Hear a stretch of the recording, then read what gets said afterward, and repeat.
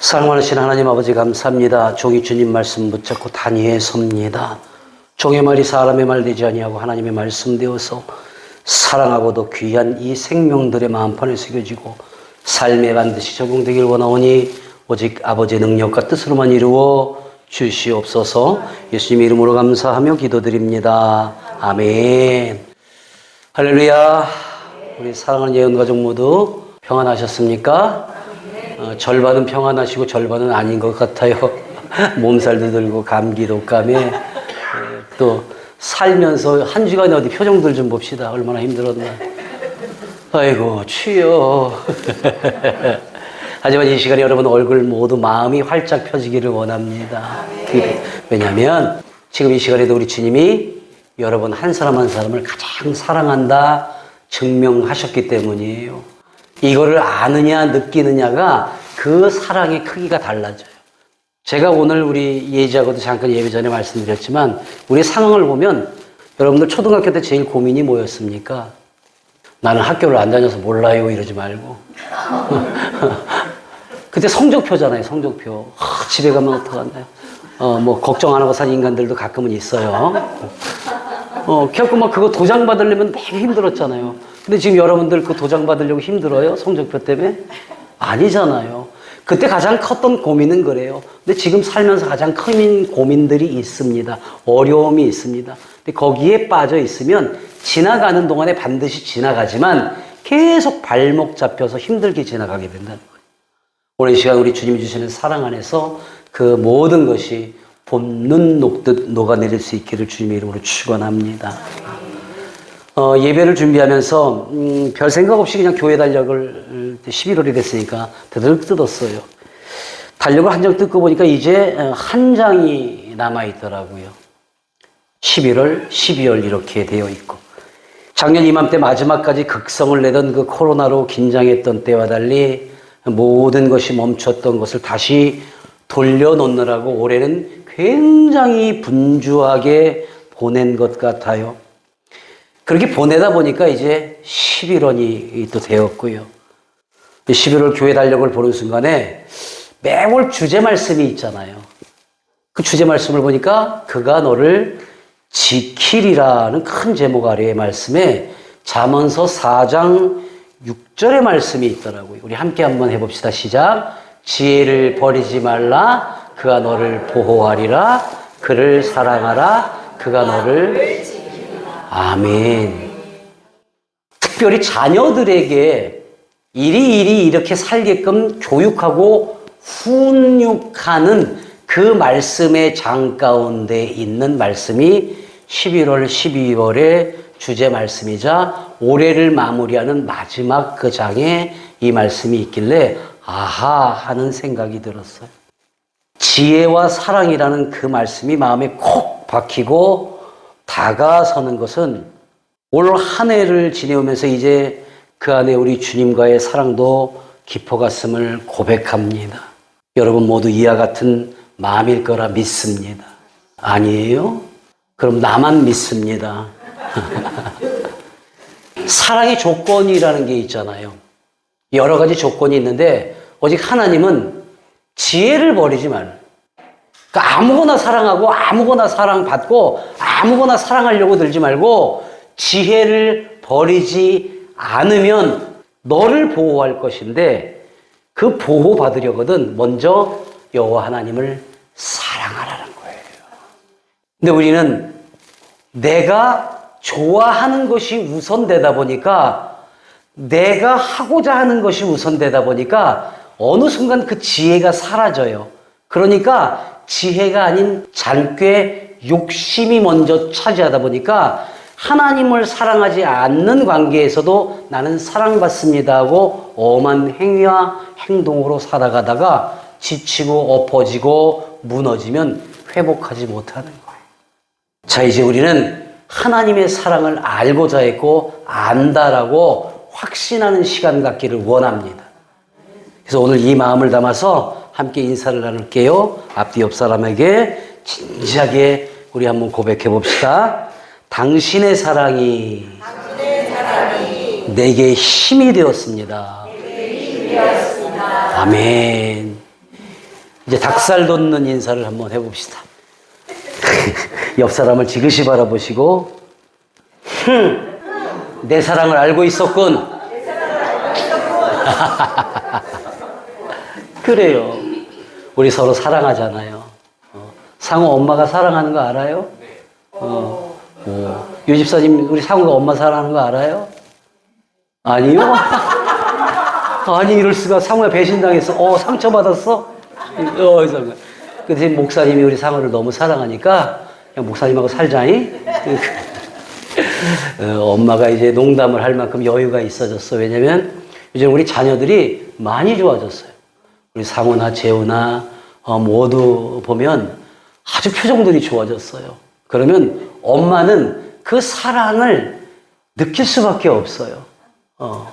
자, 오늘 이 시간 서로가 사랑함을 느낄 수 있기를 바랍니다. 이제 남은 건 사랑뿐입니다. 만일 누군가가 요즘 참 많이 힘든 세대이고 이렇게 어려운 때에 목사님, 우리에게 필요한 것이 무엇인가요? 라고 묻는다면 나는 단호하게 잠시의 망설임이나 고민도 없이 이제 남은 건 사랑뿐입니다 라고 말할 겁니다. 날마다 전해지는 뉴스들을 보기에도 민망하고 답답한 일들이 넘치고 있어요. 오늘 아침 첫 번째 제일 큰 뉴스가 뭐였어요? 어제 탈옥범도 있고 여러 가지가 있었는데 그걸 이기고 크게 했던 게 뭐냐면 모 교회 장로가 4억을 횡령했다. 그래서 자기가 진 빚, 그 다음에 가족들 먹고 사는 거 자기가 쓰는 거에 돈 사용했다. 이게 제일 위에 떠버렸어요. 야, 주일 아침에. 그런데 이게 뭐가 문제가 있느냐? 주일 아침에 우리가 이걸 읽을 수 있었다는 건 뭐냐면 우리가 더 강해져야 한다는 마음을 준다는 것으로 우리가 다시 회복되어져야지 돼요. 물론 믿지 않는 사람들, 아직 믿음이 연약한 사람, 그래, 저러니까 교회들이 문제가 있어.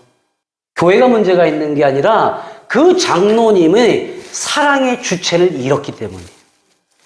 이 재정부라는 것이 있습니다. 각 교회마다. 그 재정부는 뭐냐면 이 헌금 들어오는 여러 가지들 체크하고 다 해야 되지만 중요한 것은 교회가 힘들고 어려운데 재정이 모자라면 그 재정을 채워넣으라는 게 재정부장이에요.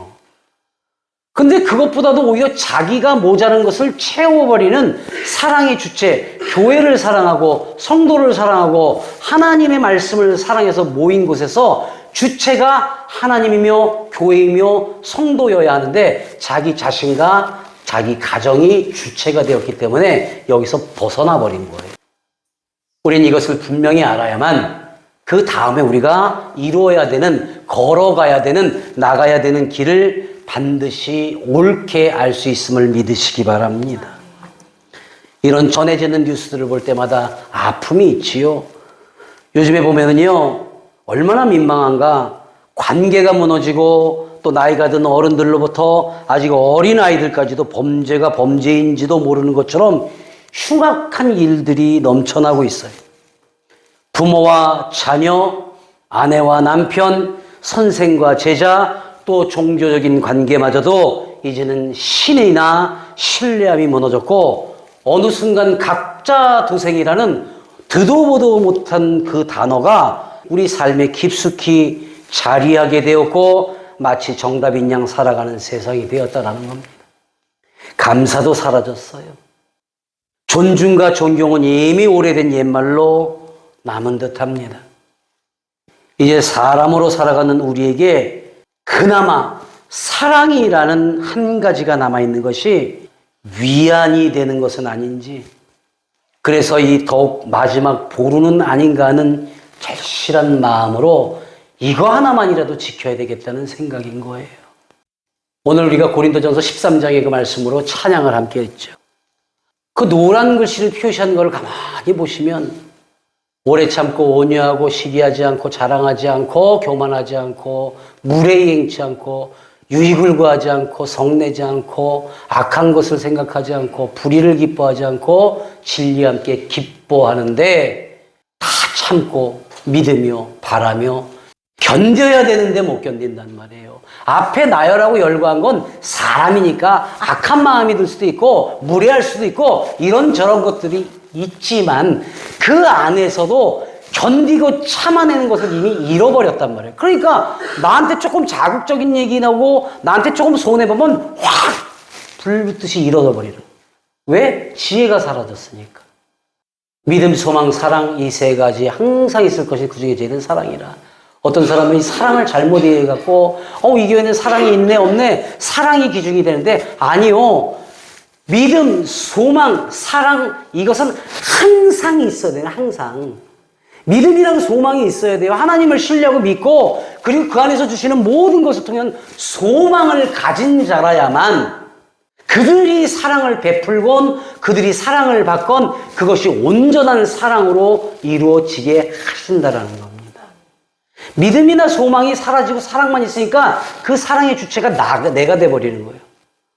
그러니까 요즘에는 뻑하면 그냥 만나고 헤어지고 뻑하면 뭐 부모 너무 입에 담기도 어려운 말이야. 사랑하는 여러분, 우리가 오늘 이 아침에 찬양으로 함께 했던 것 그리고 우리가 너무나 잘 알고 있는 당신은 사랑받기 위해 태어난 사람이라는 말처럼 정말 사랑을 받고 살고 있는지 또 그 사랑받았음을 알고 있다면 사랑을 받은 자로 잘 살아가고 있는지 오늘 함께 말씀을 통해서 각자 스스로를 점검해보는 시간이기를 원합니다.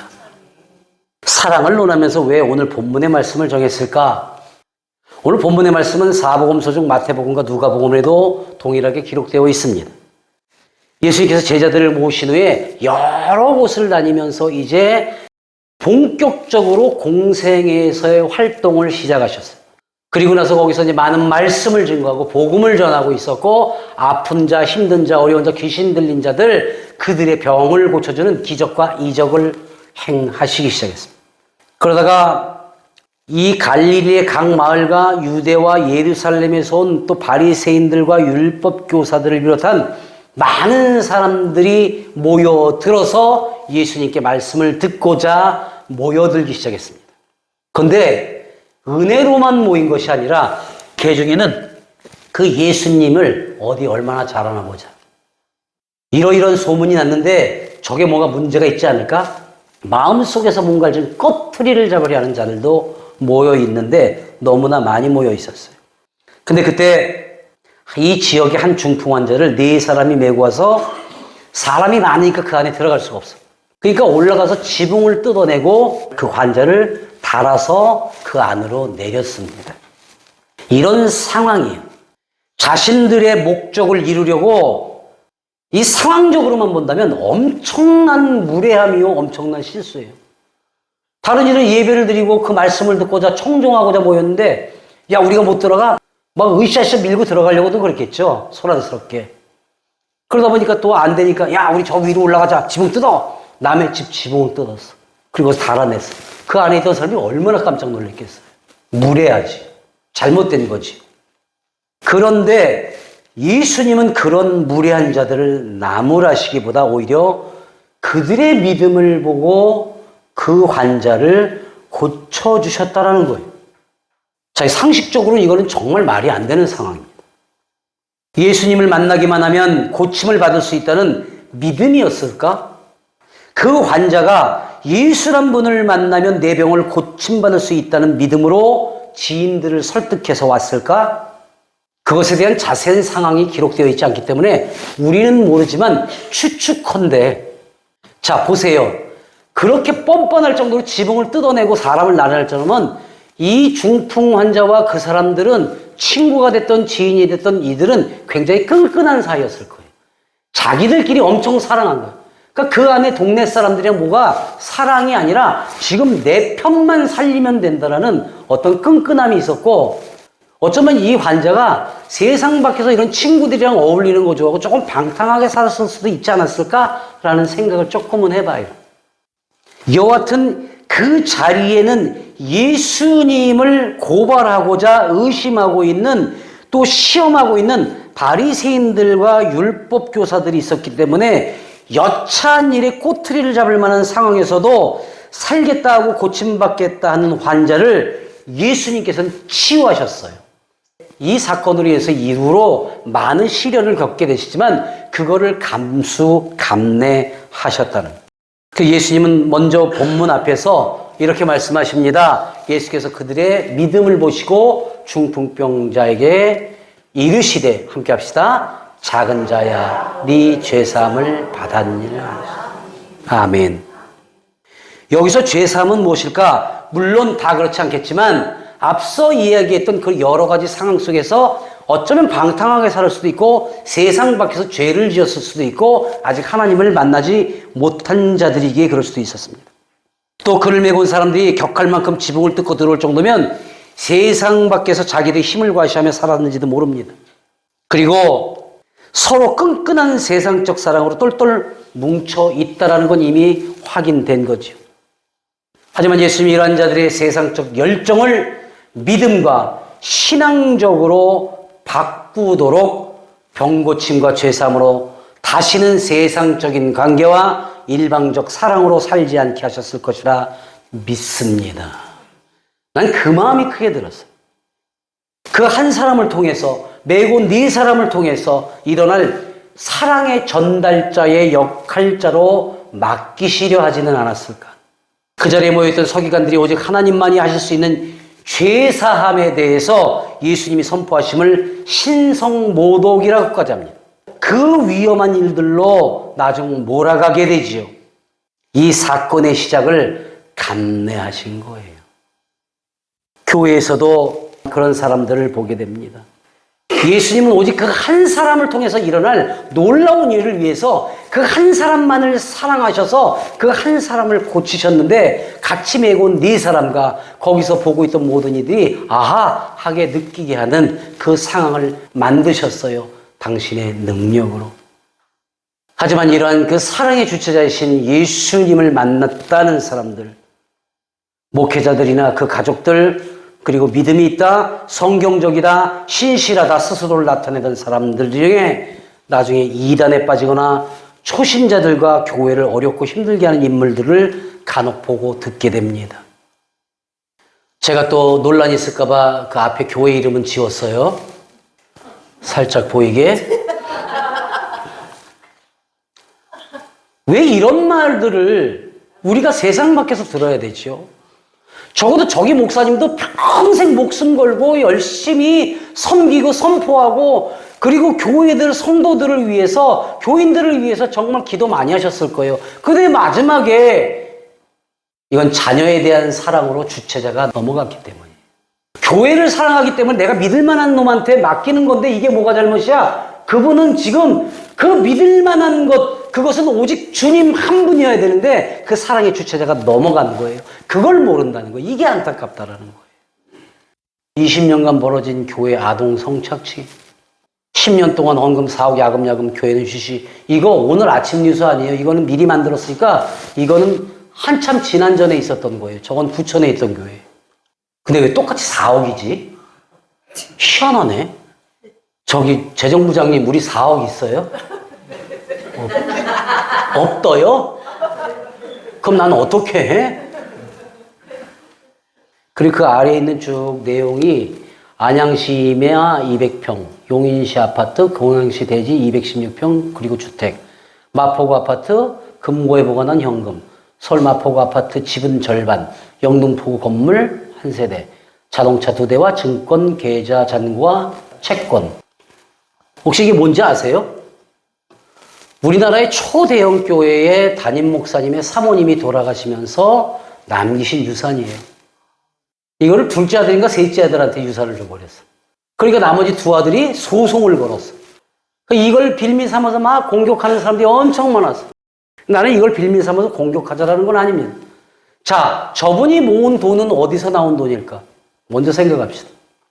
하나님을 가장 사랑하는 사람들이 하나님의 일들로 사용하라며 모아주었던, 그리고 하나님이 너무 사랑해서 설교하고 진행하고 섬길 수 있도록 그 능력을 주셨음에 그 능력을 갖고 이 갈취한 거나 마찬가지예요. 하나님께 드린 것들이 하나님께 가져야 되는데 저걸 교회에다가 그대로 다 헌금 헌납하고 드리고 갔으면 얼마나 은혜스러웠을까.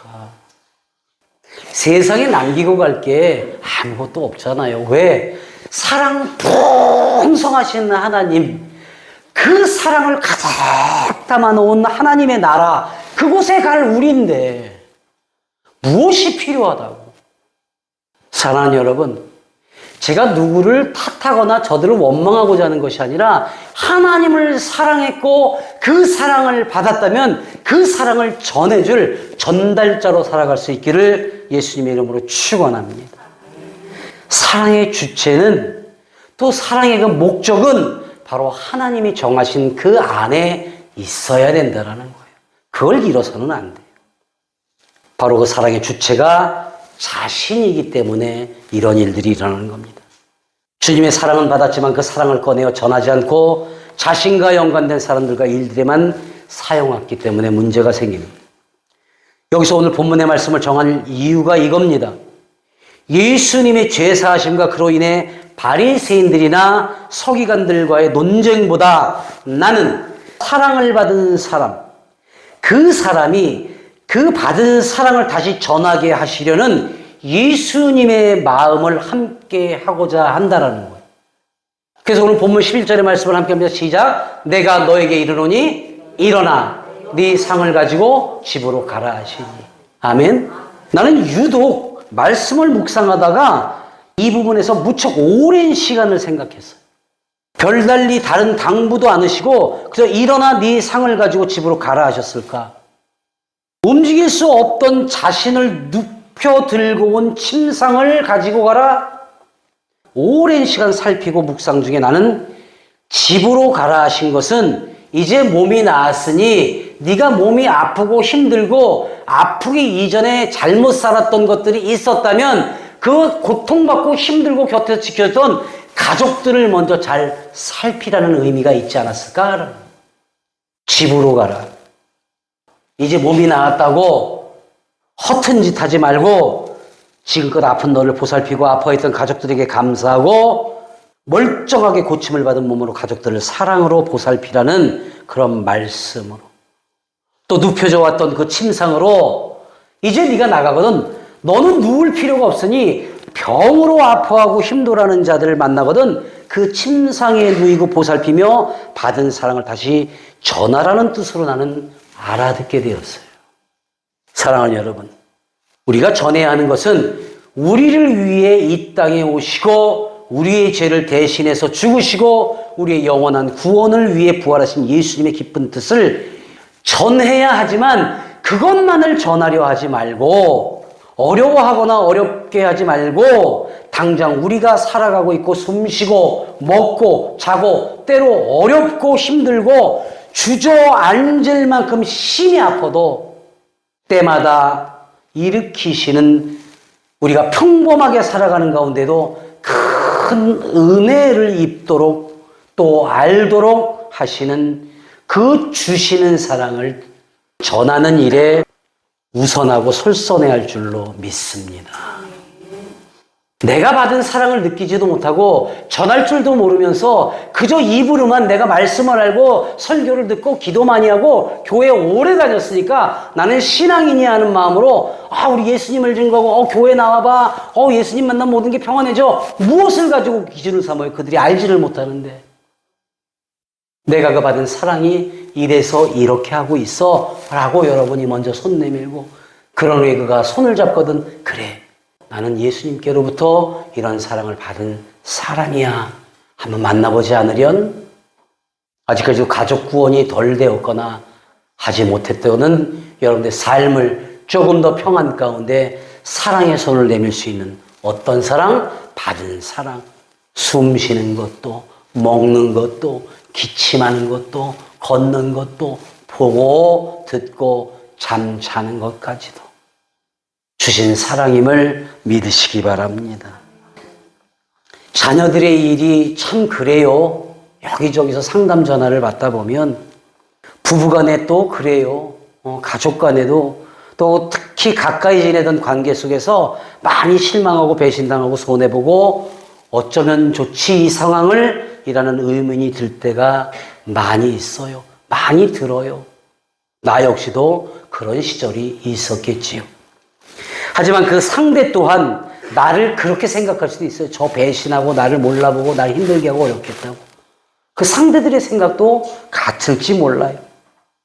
여기서 그 차이는 그들을 이해하려 들지 말고 배신했고 실망시켰고 어쩌면 좋지 할 정도로 맘대로였던 나를 끝까지 포기하지 않으시고 사랑으로 기다려주시고 느끼도록 하신 그 예수님의 마음을 들어 알고 배워 알고 느껴서 그대로 받은 사랑을 전하는 모두의 길을 예수님의 이름으로 축원합니다.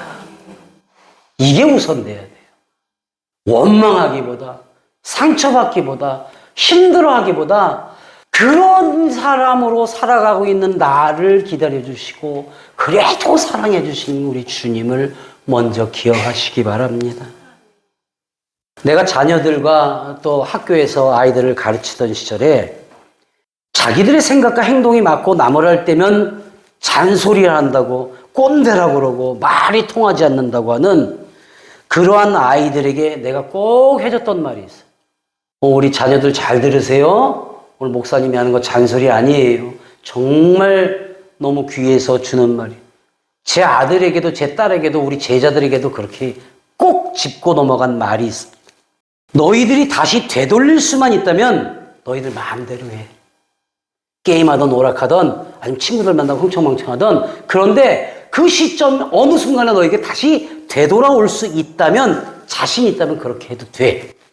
괜찮아. 뭐 그 나이에 한번 해볼 수 있겠지. 객기도 부리고.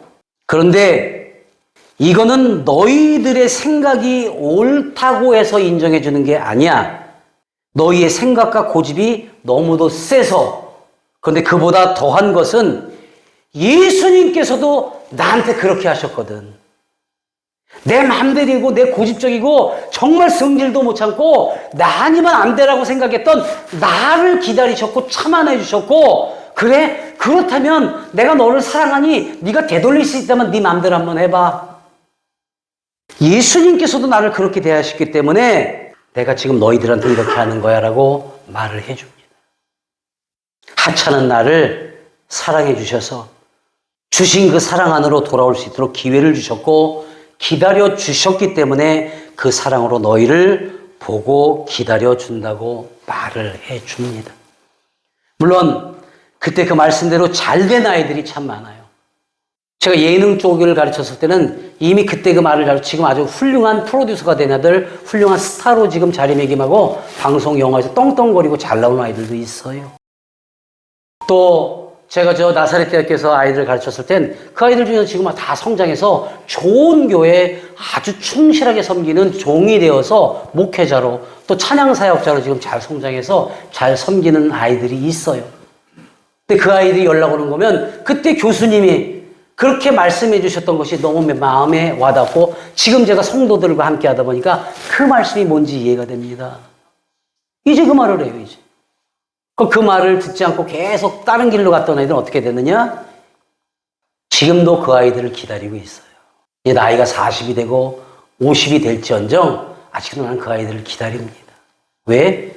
우리 주님이 평생 나를 기다려 주셨잖아요. 이제 그나마 조금 사람 같잖아요.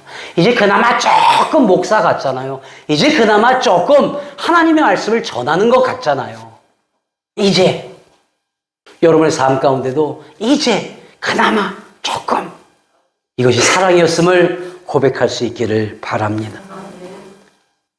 각자 자기 위치에서 또 다른 사랑을 전하며 살아가고 있는 자랑스럽고 사랑스러운 그 아이들, 바로 너는 오늘 여러분이 주님 앞에 그런 아이들이 되시고 우리의 자녀들은 부모님과 주님 앞에 또 목사님 앞에 그런 자랑스럽고 사랑스러운 자녀들이 되기를 예수님의 이름으로 축원하고 축복합니다. 왜인지 모르지만 최근에 오랫동안 소식을 끊었던 사람들 또 교회를 떠났던 사람들이 연락을 해와요. 뭐 어제 그제까지도 개중에는 몹쓸 병에 걸려서 상황이 어렵게 꼬여서 그런데 가장 먼저 목사님이 떠올랐다고 그리고 예원교회가 너무도 그립다고 전화가 와요. 그러면서 다시 회복할 수 있도록 기도해달라고 합니다. 그리고 계면적어서 그랬는지 목사님 저 미우시죠? 그래요. 찾아뵌다 하고 아직까지도 가지 않아서 저 미우시죠? 저는 그때 단호하게 얘기해요. 아니, 안 미워. 2년 전에 온다고 했었지? 예. 난 아직도 오고 있는 줄 알고 있었지. 차가 많이 막힐 거야. 행신에 살거든요. 엄청 차 막히죠. 2년 걸리지. 안타깝게도 그 골수 쪽에 암이 왔대요. 막 그래요. 목사님 저 밉죠? 아니, 아직도 오고 있는 줄 알았어. 그랬더니 막 울어요. 난 웃으라고 했는데 울어요. 왜? 미안해서? 아니면 잘못해서? 아니요, 난 알아요. 지금 상황이 너무너무 힘든데 말 꺼내기가 어렵고 의지할 곳이 없던 거지요. 그러니까 고민하다가 자기를 위해서 늘 기도해 주시던 목사님이 생각났겠고 반갑게 맞아준 우리 성도들이 그리웠겠지요. 장애가 있으면서도 장애 있는 자녀와 가족이 있으면서도 아파하기보다는 은혜롭고 감사하는 그들이 그리웠겠죠. 그래서 제가 그랬어요. 기도하겠다고. 그리고 내가 기도할 수 있는 시간을 더 늘려줘서 오히려 고맙다고 다독거렸어요. 왜 그랬을까? 내가 왜 그랬을까? 내가 착해져서일까? 아니요. 내가 주님께로부터 받은 시간이, 주님께로 받은 그 사랑이 너무도 많아서 그랬거든요. 그 사랑이 너무나 커서 또 전해줄 사랑이 아직 많이 남아서 그 받은 사랑을 전해야 하기 때문에 그랬거든요. 사랑하는 여러분, 자녀들이나 관계 속에서 여러분 마음대로 좋은 길로 들어서지 않는다고 원망하거나 포기하지 마십시오. 하나님께서 여러분을 포기하지 않으신 것처럼 말입니다. 고쳐 주실 겁니다. 받은 사랑만큼은 아니더라도 할 수 있는 만큼 사랑으로 인내하십시오. 그런 고침이 있으리라 믿습니다. 고침이 내 맘 같지 않아도 주님이 보시기에 가장 좋은 모습으로 되돌리신다는 것을 믿으시기 바랍니다. 나는 요런 모양으로 됐으면 좋겠어. 근데 고쳤는데 아직 모자라. 이런 마음 갖지 마세요. 요즘에는 우리가 잘 사용하지 않지만 우표, 일반 우편이 420원이고 조금 묵게 나가면 520원이고 여기다 더 하려면 몇 장을 더 붙이고 이러는 모양입니다. 이게 흔히 아는 우리가 보고 있는 우표예요. 근데 요즘에는 방탄소년단 우표, 저것도 애들이 좋아한다고 뽀로로 우표까지 나왔대요. 재미있어요. 근데 저렇게 뽀로로가 됐던 방탄소년단이 나왔던 그 우편물은 무게에 따른 그 액수만큼의 값을 지불하면 돼요. 뭐 전지가 되거나 특별히 이렇게 발행하는 것이 아닌 이상엔 그렇습니다. 자, 그런데 세계적으로 비싼 우표는 과연 얼마나 될까? 420원, 520원을 봤어요. 대략 얼마쯤 될까?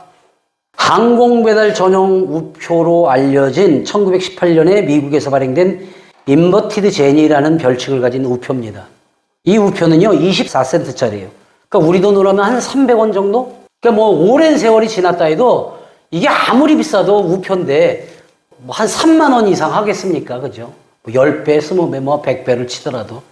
근데 이 우표의 값이, 이 손톱만한 우표의 값이 우리 돈 30억. 자, 이렇게 어마어마한 값이 매겨져 있어. 이게 오래돼서 그런 것보다는 1918년도 거니까 이렇게 비싼가? 아니요. 그게 아니라 놀랍게도 이 비행기 그림이 어떻게 돼 있어요? 거꾸로 뒤집어져 있어요. 그러니까 인쇄할 때 잘못 인쇄한 거야. 버려야 되는 건데 이걸 버리지 않고 갖고 있었더니 이게 30억. 비행기의 모양이 거꾸로 잘못 인쇄가 돼서 30억짜리가 됐다. 내가 바라는 자녀의 그림, 내가 바라는 남편의 그림, 내가 바라는 아내의 그림, 내가 바라는 우리 관계 속의 상황이 이러한 그림으로 그려지길 원했는데 그게 아니야. 나는 사랑으로 줬는데 상처받지 마세요. 좀 더 우리 주님이 저렇게 잘못된 그림을 가지고도 가장 좋은 모습으로 그를 만드실 줄로 믿습니다. 이게 믿음의 차이예요. 사랑으로 믿는 차이예요.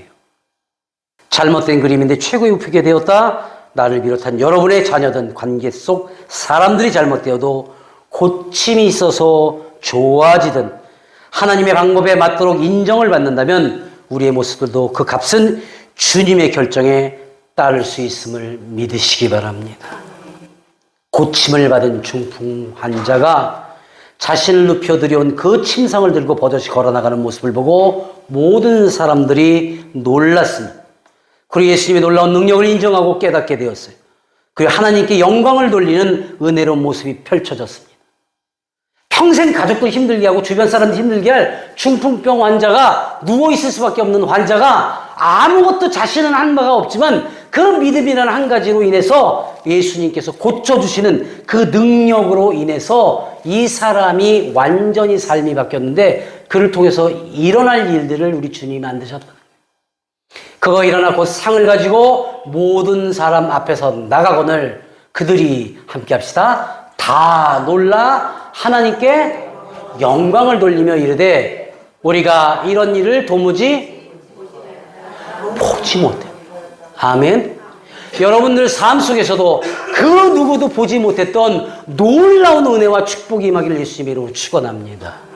그러기 위해서는 이렇게 하라고 명하신 거에 말씀대로 살아가고 들고 일어서 나가면 많은 사람들이 여러분의 삶의 모습을 보고 은혜 받게 된다는 거예요. 놀라워한다는 거예요. 예수님은 그분이 하실 수 있는 일을 하셨어요. 우리 한 사람 한 사람이 성삼위일체신 예수님의 사랑, 그 무슨 일이든 당연하실 수 있는 그 능력의 모습 안에 살아갈 수 있을 때에 이 모든 것이 이루어짐을 믿으시기 바랍니다. 혹시 지금 여러분에게 어려운 일이 닥쳐 있습니까? 신앙적인 도전을 받고 계십니까? 이런 현상 때문에 그리스도 이웃의 사랑을 포기하고 하나님과 세상과 적당한 신앙생활로 간주고 타협하고 살고 싶으실 때가 있습니까? 이제 그 낙담하고 좌절한 마음을 내려놓고 힘을 내어서 예수님이 주셨던 사랑을 확신하시기 바랍니다. 이제 오늘 지나고 나서 수요일부터 고침이라는 큰 주제로 축의 특별 새벽 기도를 엽니다. 물론 준비하는 시간이 그렇게 녹록지 않았어요. 몸도 아팠지만 굉장히 어려운 가운데 또 여러 가지 신음하는 가운데 그 가운데 기도했어요. 왜? 오직 하나님께서만이 여러분의 삶을 고쳐주실 수 있기 때문에 육신의 병이든 마음과 생각의 병이든 삶에서의 잘못된 것들을 고침받을 수 있는 시간 되기를 원합니다. 이제 우리에게 남은 것은 오직 사랑뿐입니다.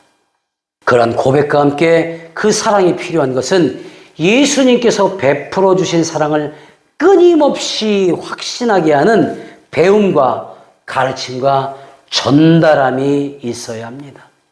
예수 그리스도의 풍성한 사랑 안에서 서로 돌아보며 한 믿음 안에서 그 사랑을 체험하고 또 그 사랑으로 세워진 견고한 믿음 안에서 서로 돌봐주는 우리 예언의 사람들이기를 우리 주 나사렛 예수님의 이름으로 간절히 축원하며 축복합니다. 아멘. 사랑 많으신 하나님 아버지 감사합니다. 그렇게 우리를 사랑하셨는데 우리가 느끼지 못하며 살았는 모양입니다. 때때로 우리가 유리하고 우리가 즐겁고 우리가 행복할 때만 주님 사랑합니다 고백했고 언제든 우리를 사랑하심을 계신데도 우리가 그 사랑을 전하지 못하였음을 이 시간에 자복하고 고백하오니 아버지 우리의 새로운 모습으로 고침 주시고 사랑받은 자녀로 또 그 사랑을 전달하는 사람으로 살아가도록 허락하시고 이루어 주시옵소서. 예수님의 이름으로 감사하며 축복 기도드립니다. 아멘.